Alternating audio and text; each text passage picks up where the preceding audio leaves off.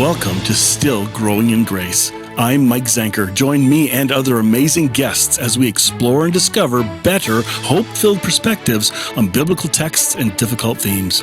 Prepare to expand your understanding of God's love and amazing grace. Growing in Grace Ministries Canada and Hope Fellowship, as well as Eastside Church, invite you to enjoy today's program as we dig deeper into what it means to be still growing in grace. All right, good morning and welcome to Still Growing in Grace. Today is an exciting day. At least it is for me and our panel. Today we launch for the first time this evening at 9:30. We have a channel on the GAN network, the Grace Awakening Network. You'll see the link and description below. This is a 24-hour grace teaching TV station available on Roku, on a Roku channel, or online. You see the website link below.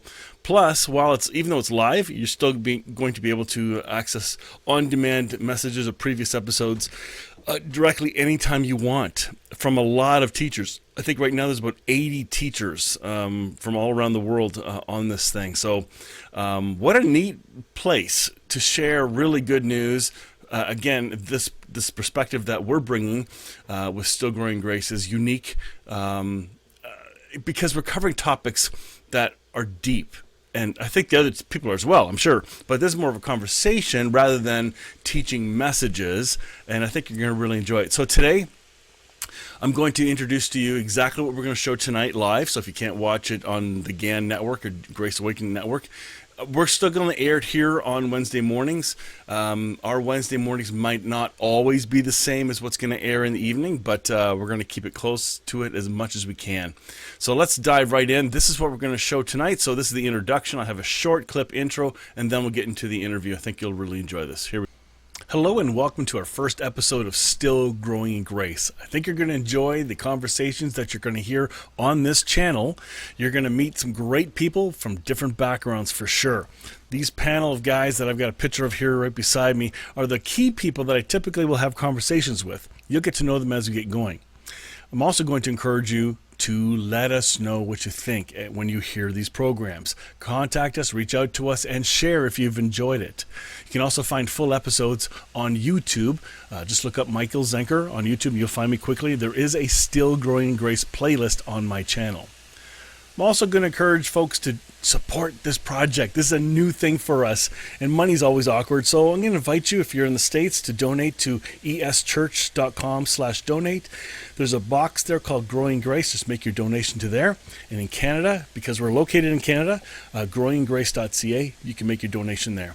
You can also find previous episodes. A simple place to find is mikezenker.blog. Just look that up, you'll find info. But today, we're going to have a conversation with Fred Young and myself. We're both pastors. I pastor here in Canada. He pastors in the States. And so we thought we'd introduce ourselves a little bit and give you a little bit of a background as to why the conversations happen in this context. So get to know the two of us, enjoy the conversation. I think it'll be really encouraging. So let's get into today's program. All right, welcome to Still Growing in Grace. And I'm Michael Zenker, and this is Fred Young.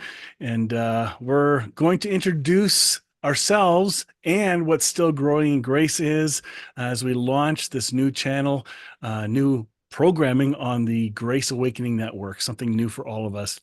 And we thought for our very first episode, let's share a little bit of our hearts because we represent two different countries.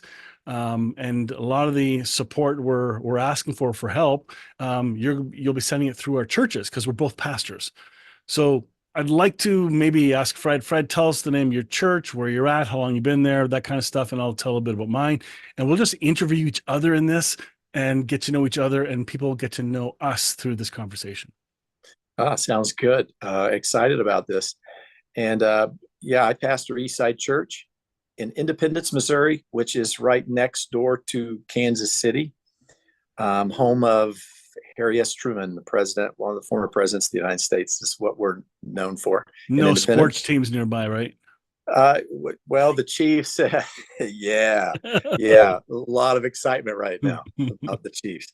I've been pastor here since 99. In September, we'll celebrate 25 years at Eastside, and Eastside's gone through a journey.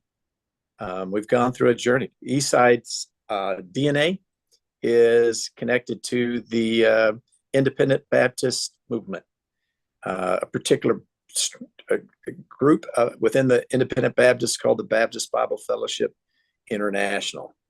And, kind of a Independent Baptist group was kind of a fundamentalist Baptist group. And so we've been on quite a journey, as you have too. So How many years have you been pastoring then? 36 total. Okay. 36 years. Yeah, I actually began pastoring when I was 24. Wow. Which really knew nothing, but I could preach. That's and funny. A little bit, and a little group of people, about 10 people, called me to my first pastorate. Wow. That's cool. Yeah. I'm located in Elmira, Ontario, Canada.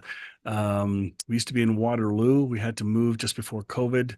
And this church is about 30 years old. I've been a pastor here for 20 years as of December 1st. It's my 20-year mark. I've been pastoring for 34 years. So you got a couple years on me. Uh-huh.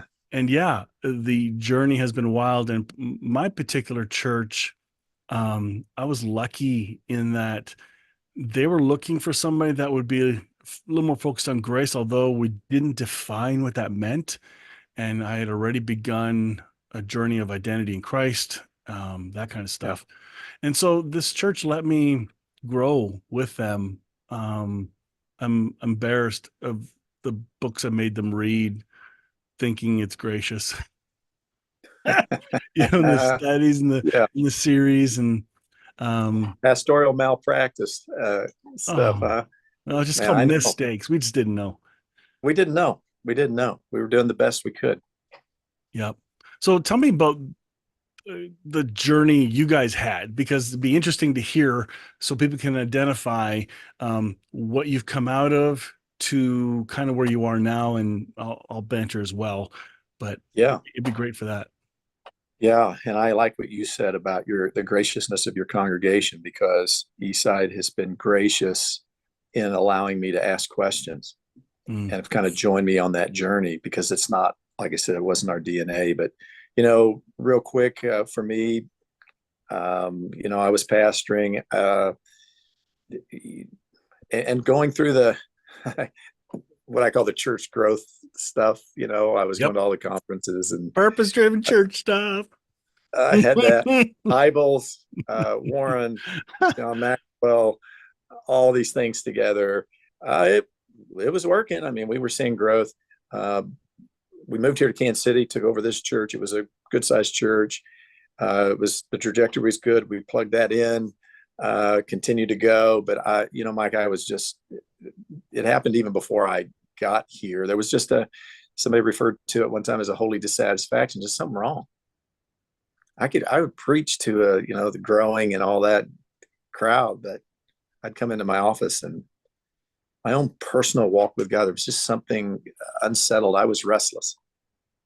Holy discontent is a great word. Yeah. Yeah. Holy discontent. That's kind of where I was at. And actually saw a therapist. I went to see a therapist. I would go, because the church had grown to be pretty good size in our town. You had to go And out of town then. some of the staff was from our church. So he allowed me to go in the side door, because, I had to protect my image. But I remember going in and sitting down and began this journey with him. And it gave me a book, and I read that book, and it kind of got me on this grace journey, I call it. You referenced it, the identity in Christ, all of those things. Just it was just like this. Continually learning new ideas. My ideas were being challenged. Scary, yes, but oh my goodness, exciting. Because I was just learning stuff that Was it new stuff you're really learning, or were you already being challenged with some of the stuff you had incomplete answers for, and suddenly there was clarity, or was it actually new stuff? it was for me, I feel like it was kind of new stuff. Hmm. So um, or at least a completely new way Mm, of looking at it.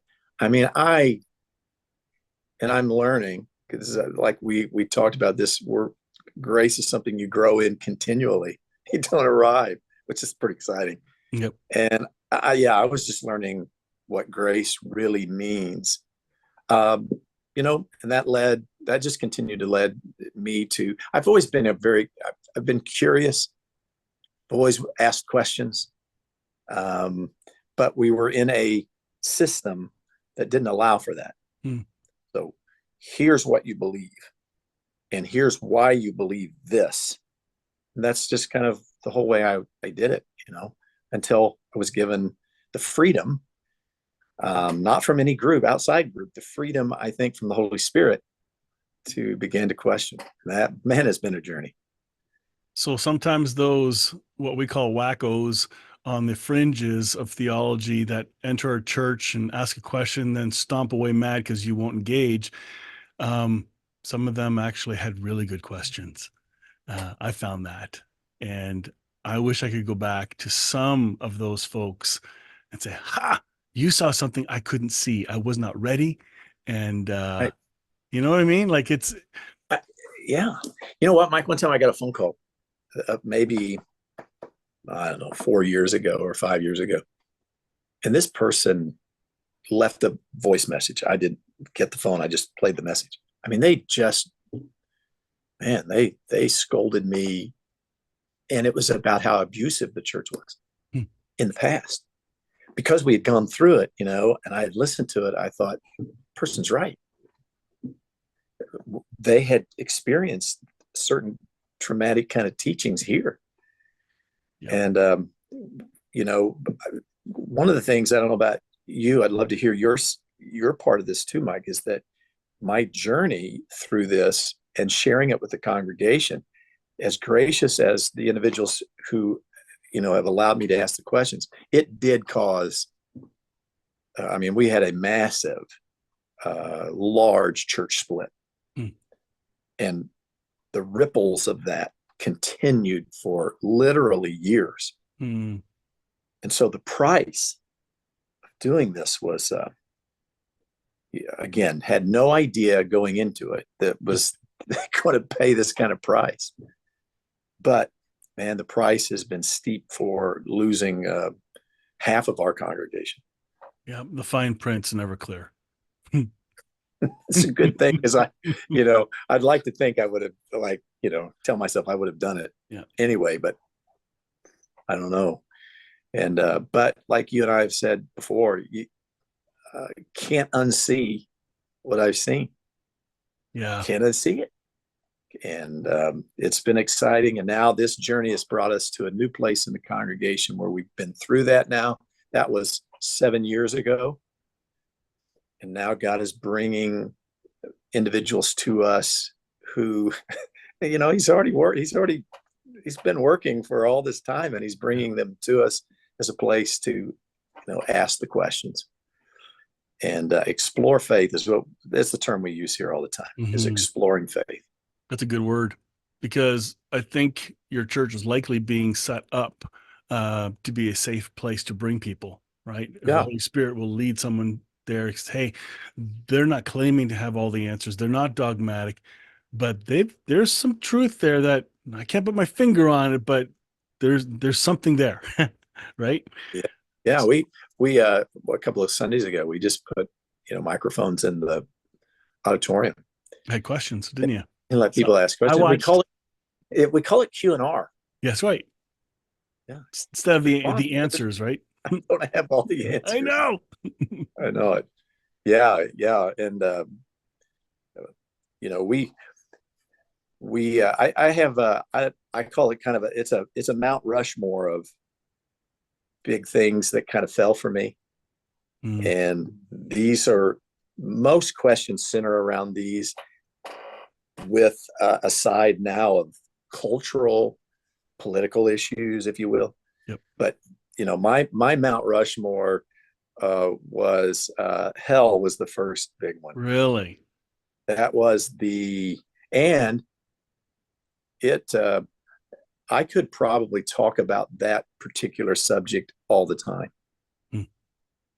And the ancillary things that go with judgment, wrath, all the things that go around that subject that um, lead to such a giant fear of God and a fear of Yes. punishment. Yes. So how about you? How was that particular one? Do you have, like hell? I'm sorry, I didn't finish, but hell, the cross, Yep. the atonement, um, eschatology, Yes. I had a was different order than yours. Old Testament violence, Okay. and those were the four. And so we do a lot of our questions center around that. Now we're kind of learning how to read the Bible is another big one, but I Okay. said that one ties into all of these. Yep. How about you? How about you? Well, I'm going to jump back for just a moment to those tuning in for the first time to this program. Because you mentioned that, you just confirmed how we're going to launch. So I didn't know what series to put in, but we're just in the middle of recording. Like, it's already at 6 parts. We're probably going to have a 8-part series on hell, a more Yep. hope-filled perspective. So I'm going to air that the following week. Just that's it. Might as well start with the big one, because it is a big one. And It's a big one. if we can't unpack that, we're in trouble. So for me, um, my journey began when I had an issue with forgiveness. I did not know I was forgiven, and somebody gave me a book, told me to read it, by Bob George, Classic Christianity, years ago. Yeah. And as I read that book, and I'm doing my devotions at church, I'm a senior pastor of my first church, and spending time praying in the morning. And I'd always begged God for forgiveness because I wasn't sure I was really forgiven. And suddenly it just, the floodgates opened, and I realized I have been begging for something that was mine all along. Wow. And so that began to unpack. Then I read the book Grace Walk, with Hmm. Steve McVeigh. Yeah. Then I connected with Steve, and I worked with Steve for many, many years, probably 13 years. And now we're doing things differently, and he has his ministry in the States doing well. Um, but for me, where I've the identity in Christ stuff came next. Like, what about Old Covenant, New Covenant? I didn't know I Oh had yeah. two natures. Well, I don't. So what? So I had to figure out the nature part. What does that mean? I'm still learning about that now. In fact, I have more questions now, which is great. But then it brought me to end times. End times probably triggered me more than anything, because all these crazy ideas of people setting dates.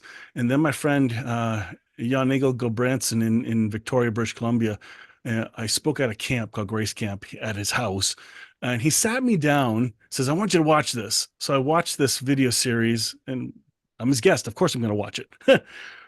But suddenly, all the questions I had, like 19, I don't know how many years ago, but when I was started with the Alliance Church, I was with the Christian Missionary Alliance for a while. And one of the other pastors gave me a book by David Upton. I think it was David Upton. I forget. Paradise Restored. Anyway, it's called The Great Tribulation. So I read that, but I put it aside because I couldn't understand it, but there was so much hopeful language in it. And I put that aside. So years later, Jan Ekel sits me down, says, watch this video. Suddenly, that back burner flew to the front. In the next couple of years, I'm unpacking, revisiting this end time stuff, and why it was giving me a hard time, because I only had been given one lens. I forgot the Bible college books that gave us 5 to 7 perspectives, but no, they said those were all wrong. This is the right one. Yeah. Yeah. We're indoctrinated right from the start. We are. So that one became huge, which then led to light, understanding that Christ's light is in everyone. And if that's true, wait a minute, now I can see that Christ is in everyone. They may not believe it, but if Christ holds all things together, literally everything, all creation, wait a minute. So there is a sense of connection of Christ in all things, in everyone, whether they know it or not. That I didn't have a framework, because somebody says, "Well, everybody's saved." Oh, that's not helpful language. You're really stirring the pot and poking the bear. It's unhelpful for an honest conversation. And so light became a bridge to see a more hope-filled perspective on that. which then brought me to hell. Clearly, hell came after end times, and now penal substitution, Yeah. atonement, all that stuff. That's all these categories are unplugged. The Bible, how we understand, how we read it. I have a progressive lens of revelation that I see now through it. But those are the big ones. Those are the ones that held me back. And once you start to tear at those pillars, you realize there are answers. I just don't know them all. But the ones I've been given, I'm not happy with all of them. So it's Yeah, I picture, if you will, sometimes somebody walking through if you're walking along and you walk into a spider web and you got this all wrapped around you, you're you go freaking like, out. yeah. And I just felt like there's many of our people, we're just tearing a little bit away of certain things that were holding us back from knowing that we were loved and knowing who God really is, and the projections of our own hurt and pain onto the face of God. And people are being set free continually, and uh, it seems like, and one of the nice things is we've got new people coming in, and so they're kind of exploring it. So the other day, Grace, we had a couple come in, and when I saw them, I thought, oh, they probably won't be back because they're probably looking for just the typical evangelical church. But they came up and said they were part of a King James only congregation, which many of my Well, group was. Jesus read that Bible, so yeah. Oh well, yeah, that was the. By the way, that Bible corrected originals, believe it or not, from some of their standpoint. It's unbelievable what they some of them, not all of them, believe. But anyway, they were, the language they just used the other day with me was they're just free, and they sensed it the moment they walked in. Mm. It wasn't, they hadn't heard anything. Hey, that's the light. Yeah, and I'm like, oh, that was great news to hear. Yeah. That collectively, as the congregation has come together and collectively they're being set free, Mm. there is this sense that individuals can actually feel and experience without knowing yet what's going on. So I had a friend named Rudy Zacharias in Alberta recommend a four-part series to me by Bruce Walkup, who works with Baxter Kruger in Australia. And he gave me the series, and yeah, have you watched it? No, but I'll get to it. And 6 months later, I still hadn't gotten to it. I was at a family camp, you know, really depressed. Wait, because I didn't bring my family. They're all having fun. I was just kind of having a really hard time. And it's fine. I'll watch this series, whatever. And so I began to watch, and then I began to weep. I did not know what the heck was going on. I started to watch and yeah, hear Bruce teach, and it started with either I'm going to tick you off. Some of you are not going to like what I have, but if the message doesn't make God bigger and better, then what's the point? And I went, okay, I like a little bit of controversy here. This is good.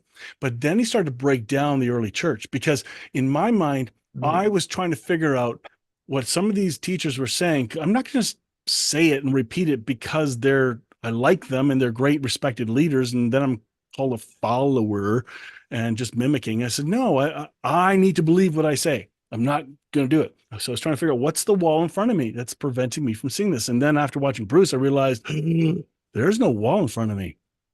I'm in the wall, the Western wall of thinking. I had no idea.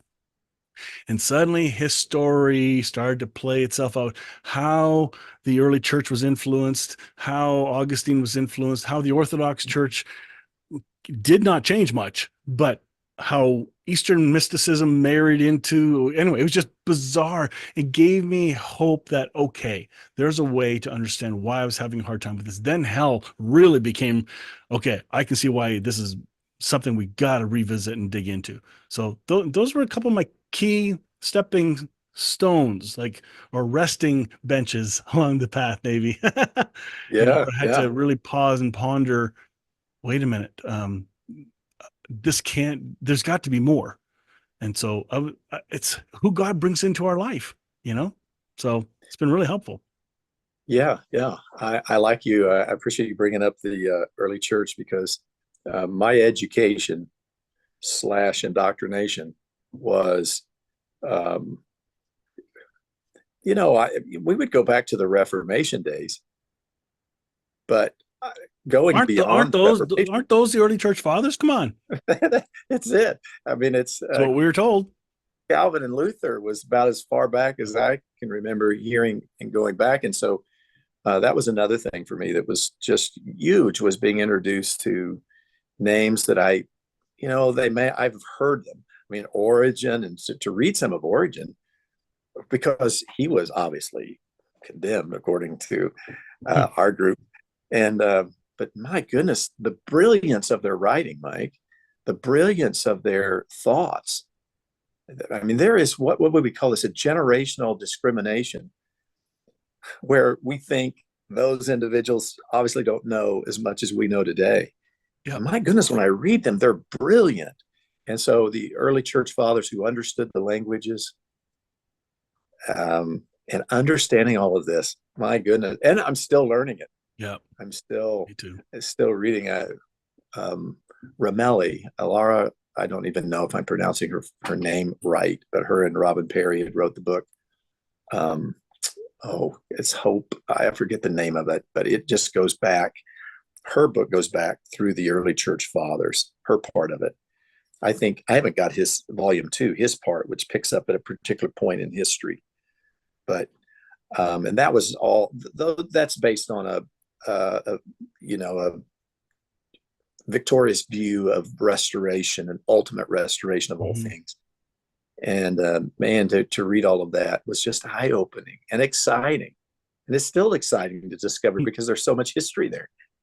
So tell me what you'd like to invite people into for this new program that you think they'll benefit from. Why are we doing this Still Growing Grace on this station? I would invite people into the conversation and into the journey. This is a journey of discovery. This is a journey. It's an adventure, and it is a conversation. And what I like about what we're able to do is we've got some different backgrounds, some different perspectives, some different experiences.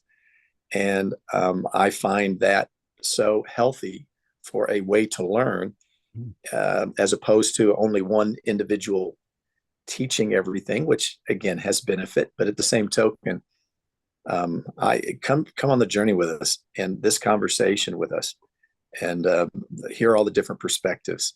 And I think, I also like the idea that we're just having a conversation. It's just different. Like this, just like this. It's not like teaching. It's a conversation. I think we're also able to hit topics we can't at church on Sundays, because I think Sundays focuses on a community of people. Yes, others can benefit from learning, but these conversations, we dig into much more and have other lenses in the conversation. That's why I really enjoy it. No one knows it all. We're all still growing. When I had that wall revelation of the wall, I'm in the wall, I suddenly dove into deeper grace, greater grace. I thought, okay, I thought I'd arrived, but now it's like, holy smokes, how am I going to explain this grace that I'm learning to anyone? I got to learn it too. So it's been fun.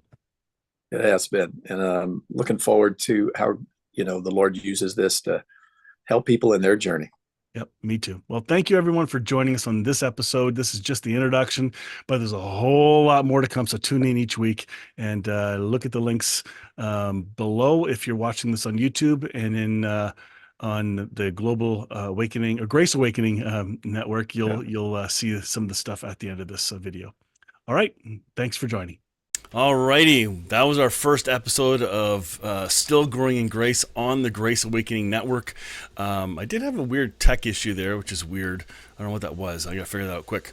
But when it's airing live tonight, it won't have that tech issue. But we're going to be sharing with you a really amazing series, a conversational series.